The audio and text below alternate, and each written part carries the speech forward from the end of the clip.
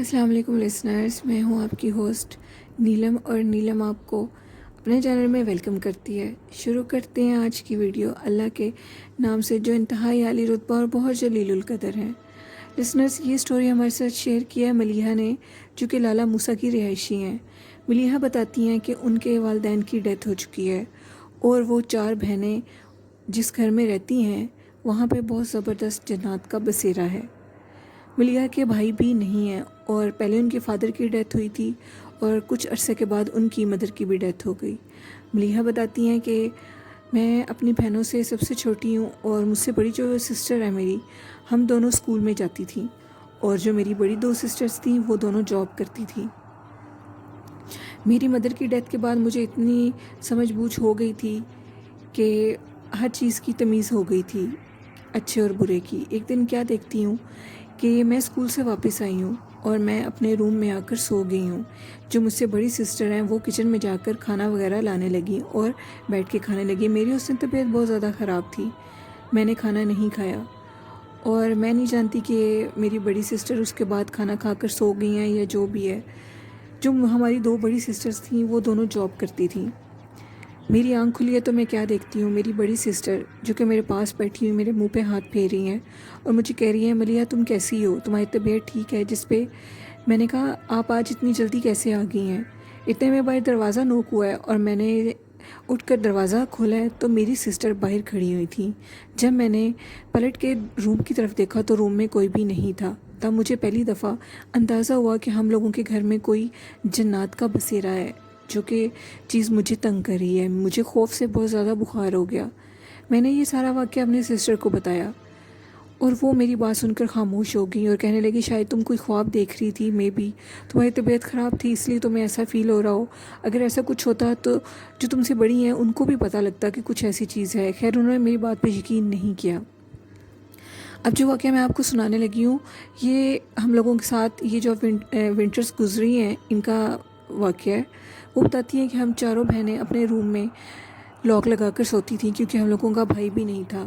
چاچو لوگوں کے گھر ہم لوگوں کے گھر کے ساتھ ہی تھے، لیکن ہم لوگ کسی کو بھی تنگ نہیں کرتے تھے کہ کوئی بھی ہمارے ساتھ آ کر رہے۔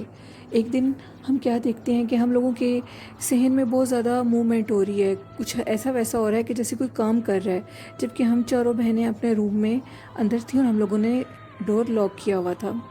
ہم نے ونڈو کو کھولا اور کیا دیکھتے ہیں کہ باہر ایک عورت، ایک مرد اور 2 بچے ہیں، جو کہ صحن میں چارپائی ڈال کر بہت سخت سردی میں بیٹھے ہوئے ہیں۔ صحن کی لائٹ بھی جل رہی ہے۔ اچانک ہم کیا دیکھتے ہیں کہ وہ عورت اور مرد، وہ بچے ہم لوگوں کی طرف متوجہ ہو گئے ہیں۔ میری سسٹر نے جلدی سے دروازہ بند کرتی، ونڈو بند کرتی، اور ہم لوگ بہت زور سے ڈرنے لگے اور ہم نے آیت الکرسی کا ورد شروع کر دیا۔ اسی طرح فجر گزر گئی اور ہم نے اللہ کا نام لیا، نماز وغیرہ پڑھی، اور باہر کا ڈور جب کھولا روم کا تو باہر کوئی چیز نہیں تھی۔ میری سسٹر نے یہ بات جا کر چاچو کو بتائی۔ چاچو لوگ بھی بہت زیادہ پریشان ہو گئے۔ انہوں نے کہا کہ آج سے تم لوگ اکیلے نہیں سو گے، اگر یہ چیز تم لوگوں کو نظر آ رہی ہے تو اب یہ تم لوگوں کو تنگ بھی کرے گی اور کوئی نقصان بھی پہنچا سکتی ہے۔ میرے چاچو نے کسی عامل کو بلایا اور وہ ہمارے گھر آئے۔ انہوں نے جب ان چیزوں سے ہم کلام ہوئے تو وہ بتاتے ہیں کہ یہ چیزیں آپ سے بھی بہت پہلے کی ادھر رہائشی ہیں، آپ یہ گھر چھوڑ سکتے ہیں لیکن وہ یہ گھر کبھی بھی نہیں چھوڑیں گے۔ بہتر ہے کہ آپ ان چیزوں کو اگنور کریں۔ اگر باہر کچھ ایسی موومنٹ ہوتی بھی ہے تو آپ ان کو اگنور کریں۔ پھر ان عامل صاحب نے ہمیں ہمارے رومز میں تعویذ لگانے کے لیے دے دیے۔ اللہ کا شکر ہے کہ وہ چیزیں ہمارے روم میں تو نہیں آتی۔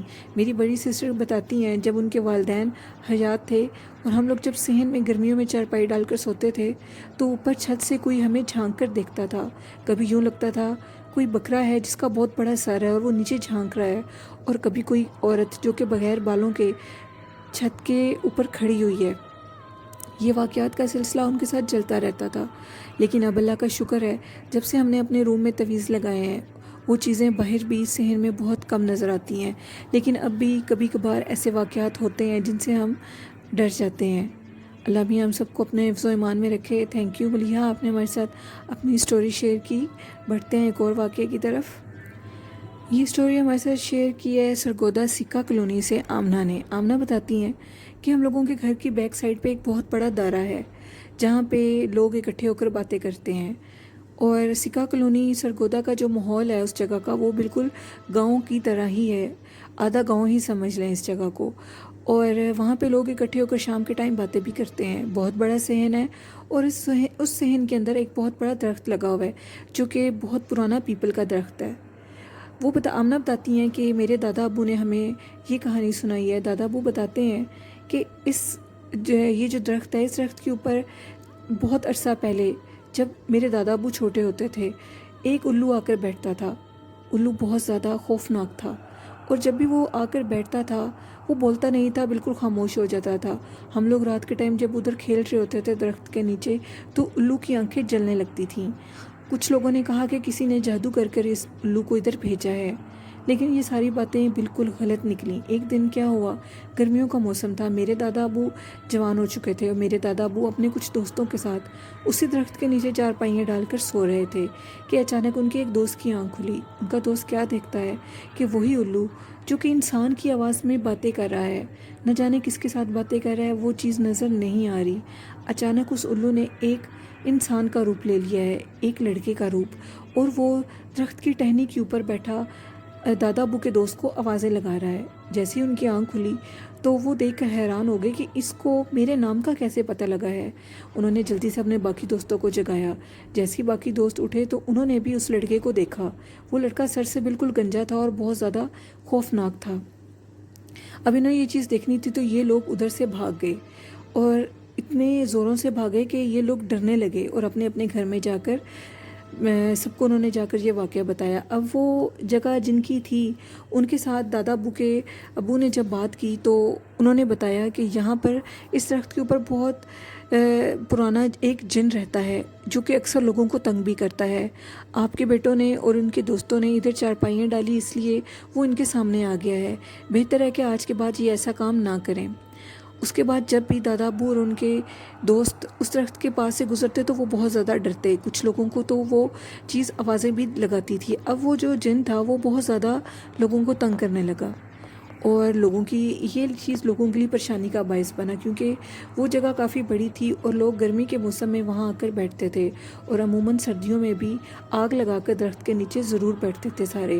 جب اس چیز نے بہت زیادہ تنگ کرنا شروع کر دیا تو انہوں نے ایک عامل کو بلایا۔ جب عامل ادھر آیا تو انہوں نے اس چیز کو حاضر کیا اور پوچھا کہ تم لوگوں کو کیوں تنگ کر رہے ہو، تم نے بھی ادھر رہنا ہے اور لوگوں نے بھی ادھر رہنا ہے، ان کو نہ تنگ کرو، یہی بہتر ہے۔ جس پہ اس جن نے کہا انہوں نے اس سے پوچھا کہ تم ان کو کیوں تنگ کرتے ہو، جس پہ اس نے کہا کہ میں آج سے تقریباً 100 سال پہلے ادھر رہتا ہوں اور میں بالکل بھی برداشت نہیں کر سکتا کہ کوئی بھی اس درخت کے نیچے آ کر بیٹھے یا کوئی بھی ایکٹیویٹی ادھر ہو، کیونکہ میں اور میرے بچے اس درخت کے نیچے رہتے ہیں اور ہم ان کو بہت زیادہ نقصان دیں گے اگر یہ اس درخت کی جان نہیں چھوڑیں گے۔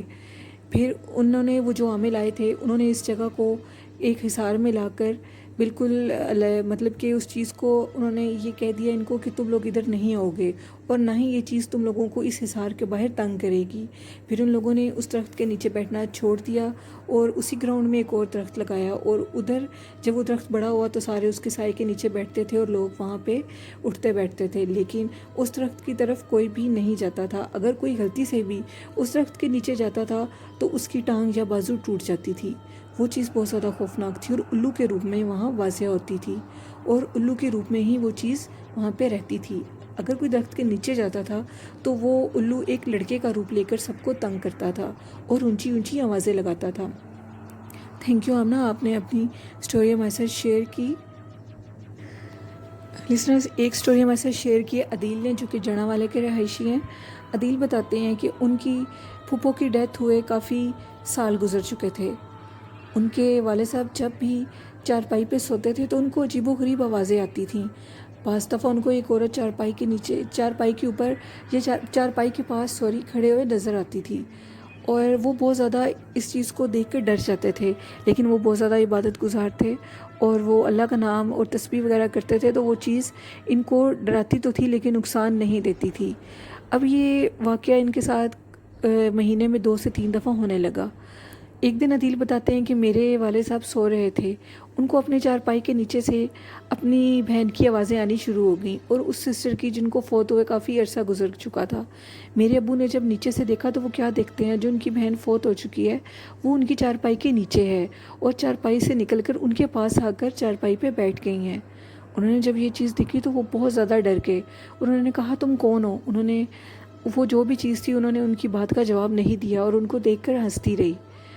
اب وہ اتنا زیادہ خوف زدہ ہو گئے کہ وہ اٹھ کر دروازے سے چیخیں مارتے ہوئے باہر چلے گئے، کیونکہ جب یہ واقعہ ان کے ساتھ ہوا تو جو ان کی مسز تھیں وہ اپنے میکے گئی ہوئی تھیں، اور ان کے چھوٹے چھوٹے بچے ان کے جو عدیل کے مطلب چاچو ہیں، اب وہ بھاگتے ہوئے اپنے بچوں کے کمرے میں گئے تو ان کے بچے بالکل ٹھیک سے سو رہے تھے۔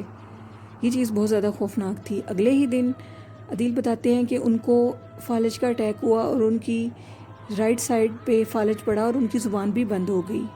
ان کی مسز کو کال کی گئی اور وہ فوراً واپس آئیں، اور ان کو پھر ایک بابا جی کے پاس لے کر گئے۔ انہوں نے بتایا کہ آپ جس روم میں سوتے ہیں اس روم میں ایک چڑیل کا بسیرا ہے جو کہ آپ کو تنگ کرتی ہے۔ اب وہ چیز آپ کے سامنے آ گئی ہے، بہتر ہے کہ آپ اس گھر کو چھوڑ دیں۔